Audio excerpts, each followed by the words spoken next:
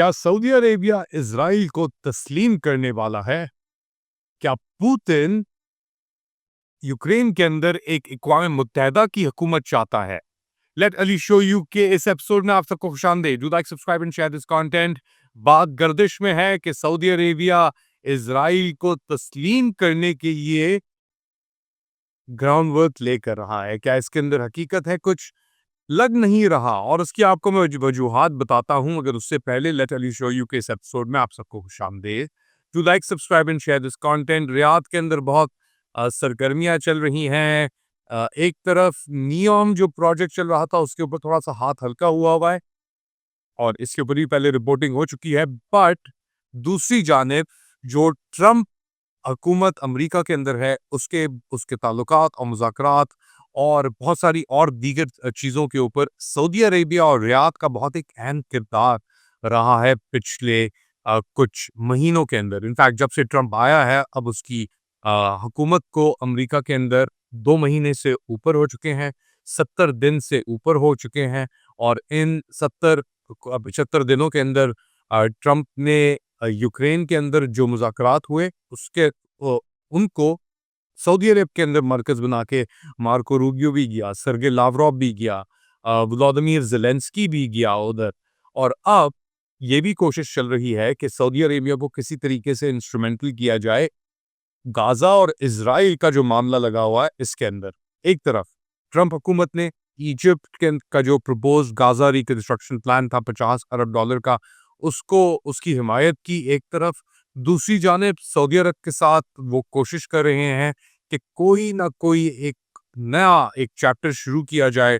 मगर अब एक रियलाइजेशन ये भी है कि भाई जब तक ये सिलसिला गाज़ा का तो हल हो, मगर उसके साथ-साथ जो फ़लस्तीनी इश्यू है और फ़लस्तीनी आज़ादी का जो इश्यू है और इज़रायली ऑक्यूपेशन या कब्ज़े को ख़त्म करने की का जो मामला है उसको उसके अंदर सऊदी अरेबिया क्या किरदार अदा कर सकता है?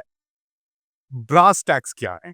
सऊदी अरब मुत्तहिदा अरब अमीरात नहीं है, मगर इसके साथ-साथ सऊदी अरब का जो इन्फ्लुएंस है, वो ट्रंप की हुकूमत के अंदर बहुत ज़्यादा है। ऑब्वियसली मुत्तहिदा अरब अमीरात का भी बहुत इन्फ्लुएंस है और वो पहले ममालिक में था जिसने ट्रंप की पहली जो इनकी हुकूमत थी 2016 की, उसके अंदर इन्होंने अब्राहम अकॉर्ड्स भी साइन किए, मुत्तहिदा अरब अमीरात को भी आगे लगाया, बहरीन भी आया। आइडिया था कि सऊदी अरब भी जॉइन करेगा मगर सऊदी अरब ने उस वक़्त जॉइन नहीं किया। रिलेशनशिप भी मुत्तहिदा अरब अमीरात की और एमबीज़ी की और एमबीएस की उस वक़्त थोड़ी-सी थोड़ा टेंशन था क्योंकि इनिशियली एमबीज़ी ने मेंटोर किया एमबीएस को, अपने साए तले रखा कि आओ मैं तुम्हें बड़ा करता हूँ। मगर फिर एमबीएस के अपने आइडियाज़ हुए, खशोगी अफेयर भी हुआ इस्तांबुल के अंदर, तुर्की के अंदर दोहा ब्लॉकेड हुई उससे पहले। तो बहुत सारी चीज़ें हो रही थी उन सालों में, पहले टर्म के अंदर। लेकिन अब एमबीएस अपने आप को एक सेटल्ड लीडर समझता है। याद रखें जॉर्डन के अंदर जो जॉर्डन का किंग उसका भी बहुत ही अहम किरदार है और एमबीएस की और जॉर्डन के किंग हुसैन की लगती है।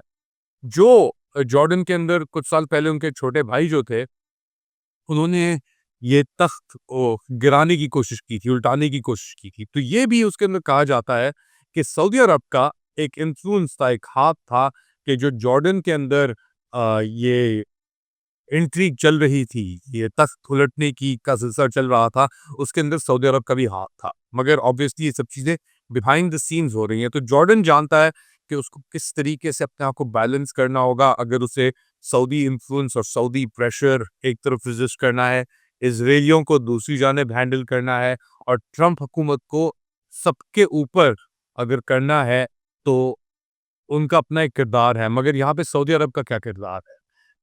इज़राइल के अंदर एक शायद एहसास है कि अगर अभी ये जो मौका है जो गाज़ा के बाद और ट्रंप के आने के बाद और जो भी उन्होंने किया है, उसके अंदर अगर सऊदी अगर आ गए बीच के अंदर, तो शायद सब चीज़ें अच्छी बेहतर हो जाएँ।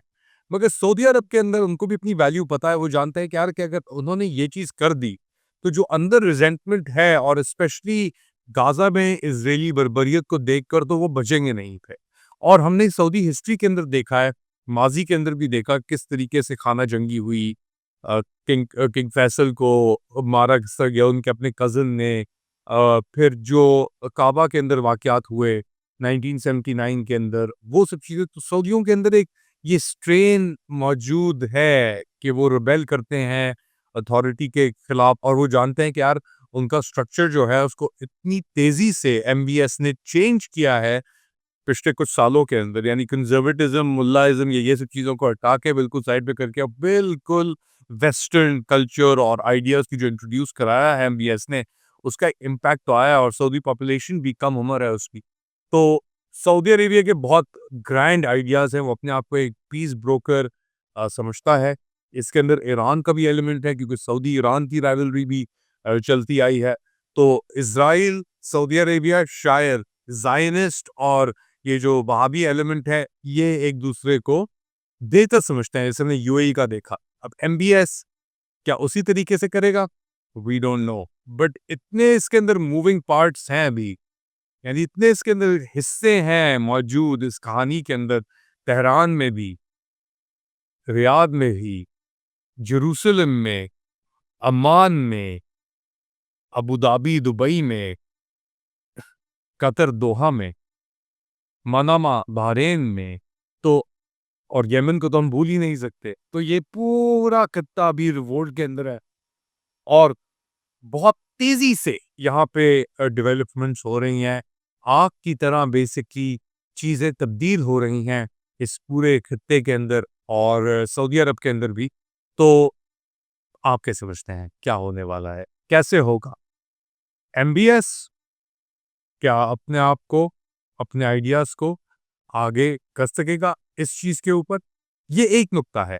दूसरी जानिब और हमने बात की थी कि सऊदी अरब के अंदर, रियाद के अंदर मुज़ाकरात भी हो रहे थे रशियंस, अमेरिकन्स और यूक्रेनियंस के दरमियान, तो वहाँ पे किरदार किया था। अब पुतिन ने आके एक नया आइडिया फ्लोट किया है कि यूक्रेन के अंदर वक़्ती तौर पे एक अक़वाम मुत्तहिदा की कंट्रोल्ड हुकूमत, कॉम्पिटेंट हुकूमत होनी चाहिए कि अगर ज़ेलेंस्की हटता है, तो ये बेसिकली कह रहे हैं यूक्रेन को कि जी अब हुकूमत आप हटा दें, एक अक़वाम मुत्तहिदा की एक नुमाइंदा या नामज़द हुकूमत आप लगाएँ और यूक्रेन ने फिर आगे से कहा ये पागल हो गया है। पुतिन लिटरली उन्होंने अल्फाज़ किया कि आइडियाज़ क्रेज़ी हैं इनके और बेसिकली वो भी एक बैक एंड फ़ोर्थ चल रहा है, एक गेम उधर जारी है। मगर फ़ोकस हमें सऊदियों पे ही रखना है। एक तरफ अमरीकी, रशिया, यूक्रेन उनका अपना गेम है। ऑनेस्टली आप क्या समझते हैं क्या होगा? बताएँ मुझे कमेंट सेक्शन में। Do like, subscribe and share this content. अपना ख़्याल रखिएगा अगली बार तक। अल्लाह